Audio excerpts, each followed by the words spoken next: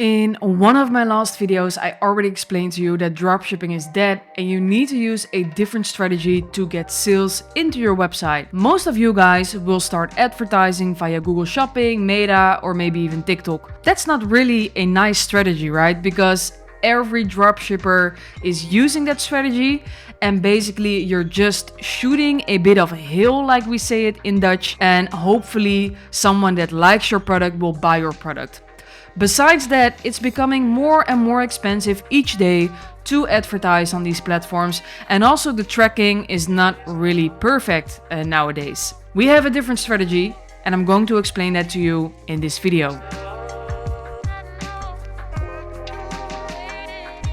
Now in this video, I will show you what an advertorial is, how you can make one yourself, and of course, I have a bonus. Now, consumers know the drill and recognize dropshipping stores. There even is a tool for it, which is called Webalizer. You can install it in your Chrome browser and you can see literally on which software platform the website is built. And I even heard around in the market that a lot of people are not buying on Shopify stores because it has such a bad name evolved around e-commerce and dropshipping. You need to be very good in your strategy to convince people to buy from you. You need to make a better effort to convince them to buy your product. How to do that better than with a blog post? Most of the time what we're doing is we're just presenting our products. So we're making nice videos, nice photos of it, and then make a nice advertisement and then push it on the advertisement platforms. And of course there's sort of a funnel in it because they say when you walk in the street and for example you want to sell this box to a person, you cannot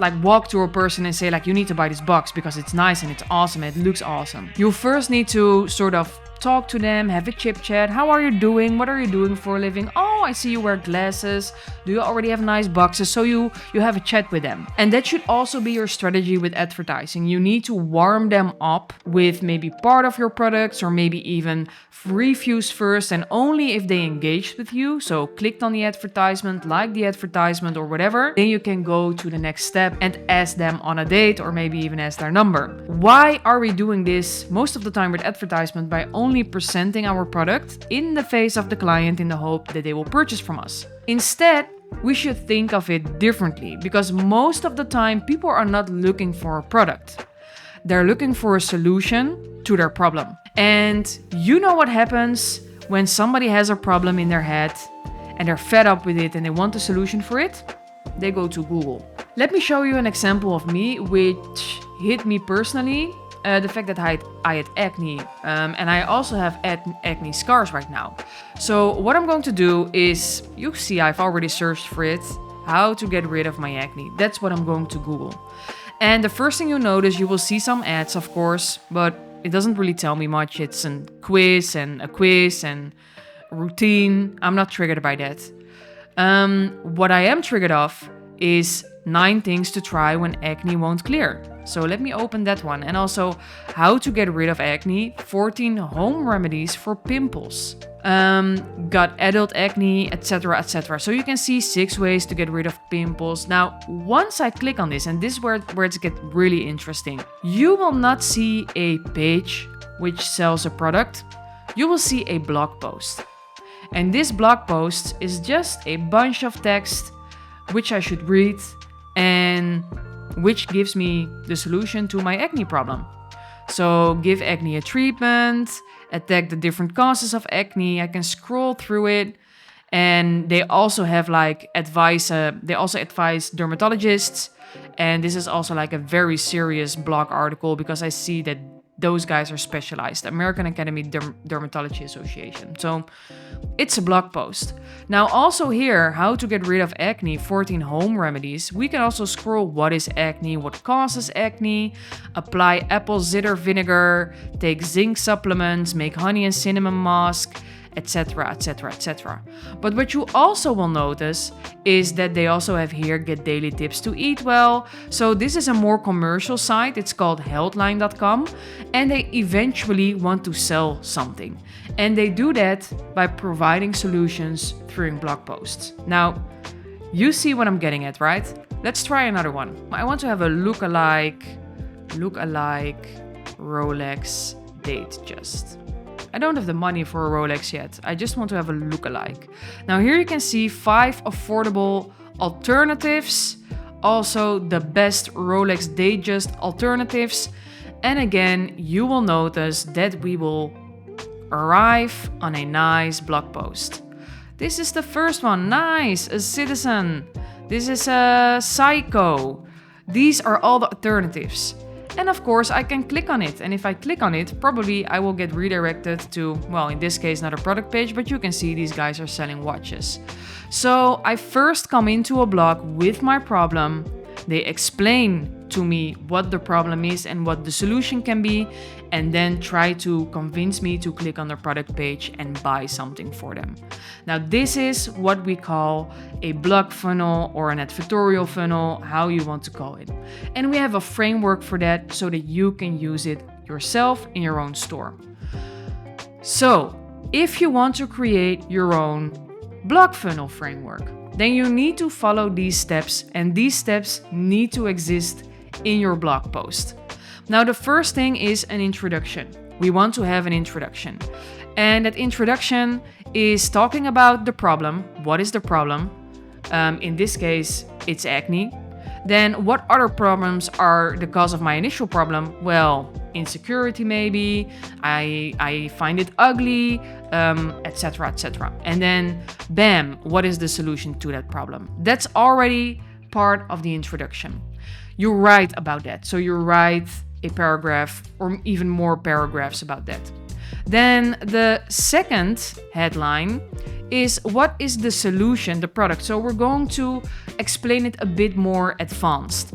We introduce the name of the brand of the product, the backstory of the founder, and what motivated him or her to make the product. Because, for example, in my case, if I have made a solution to acne, I can say like, yeah, I've experienced acne myself and I got so frustrated, and I can share my personal story, and probably consumers can relate to that. So a backstory of the founder or the creator of the product is very, very important.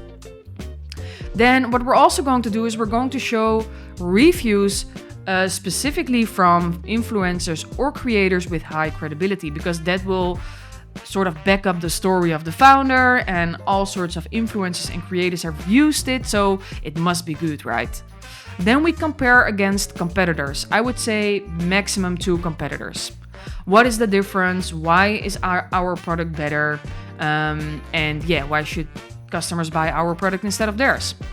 And then also what makes this product unique and the best choice. So compared to the competitors, what makes it different, but what also makes it unique, what competitors don't have. And I would advise you to use like very well-known competitors, because that means that you also know what you're doing here if you take up against them, right? And compare yourselves with them. So that's a bit of authority we're smashing in here to make us feel bigger than we actually are, maybe. Or maybe you are really big. I don't know. How does it work? So we want to tell the consumer how it works. How does the product work? Is it easy? Will I get like a very, how do you call that? Sticky skin of it? Can I paste it on easy? Should I wait for an hour to dry? All sorts of things I want to know. Present 2 features of the product that back up its convenience. So everything is evolved around the convenience of the product. So we need to give as much as munition to make sure that people are also are convinced that it's really convenient to use this product.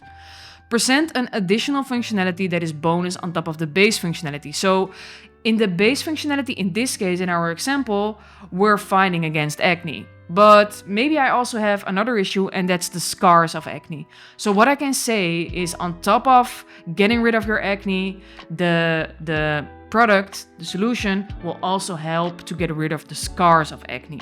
That would be a bonus for me and make me extra enthusiastic. Then handle a potential objection consumers might have. So, of course, we will always say, yeah, but no, it's not for me, but.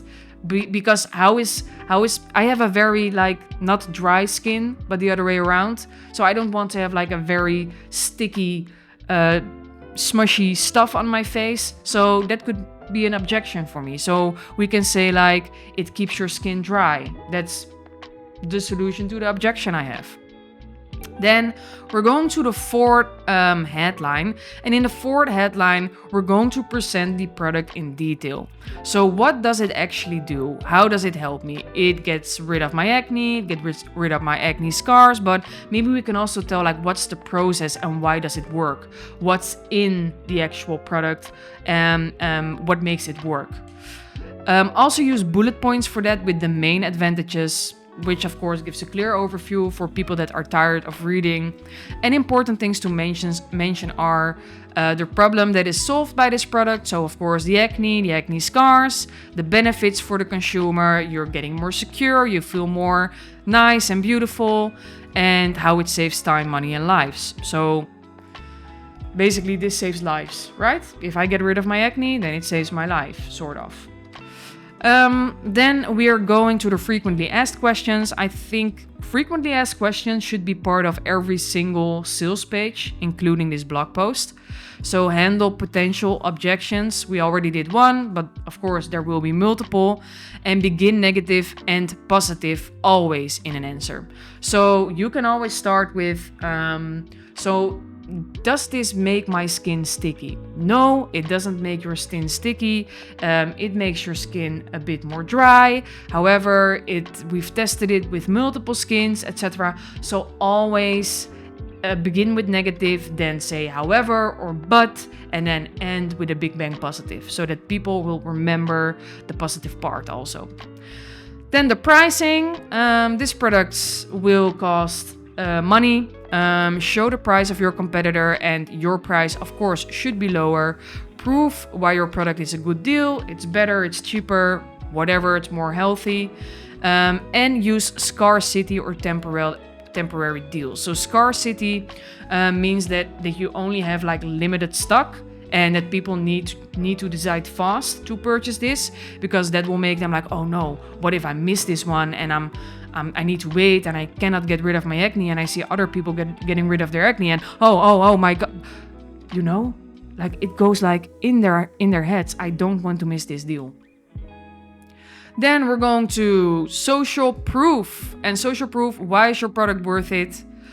And also talk about how many other people have used it, and use reviews for that. Reviews with a name, preferably with a picture. And in this case of the product, you can also have a before and after photo of that particular person. That really helps selling this bitch. Sorry for my language. And of course, the final advantages of the product. Throw advantages around, like healthy, it's used of bamboo and aloe vera and whatever awesome popular stuff that's in this particular product. Mention it, it's important. And then last but not least, the call to action. We've already convinced all the people now that they need to buy from us, and your website is the only place where they can buy it.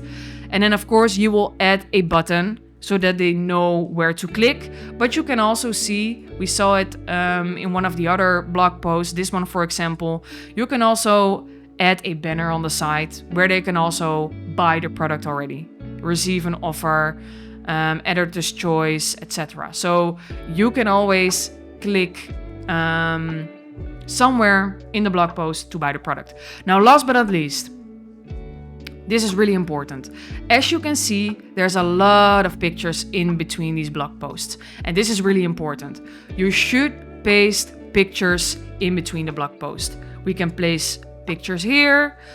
We can place them below here. We can place them in between. It doesn't really matter. We need to see how the product looks, how other people look by using that product, how happy people are, maybe even a picture of the founder. We need to see everything to get sort of an emotion during reading this particular blog post. And then based on that, people will click on this blog post, will eventually get convinced, and will buy the product from your store. And this blog post, if you still are convinced that you need to do ads, can also be used for the first impression in your ad funnel. So that when they click on the blog post, they have read through all the functionalities, the solution, how awesome it is. They don't buy, then you can retarget them and then put in their face, you're missing out here, you're not getting rid of your acne, or in this case, you don't have a very nice glasses box you need to buy, because when we're running out, then you need to wait for another 3 months before we're back in stock again. So you can use it in multiple ways to get successful and to get sales. Do this, because this is part of the dropshipping strategy and e-commerce strategy in total of 2024 and way ahead. The bonus, I will share this beautiful doc article, of course, in the description. And I will also share a nice design for Elementor Pro in WooCommerce so that you can create this exact funnel with a nice design in your WooCommerce store. All for free, so don't worry. If you like this video, please do a thumbs up, subscribe to my channel, and please leave a comment if you have any questions, and I see you in the next one.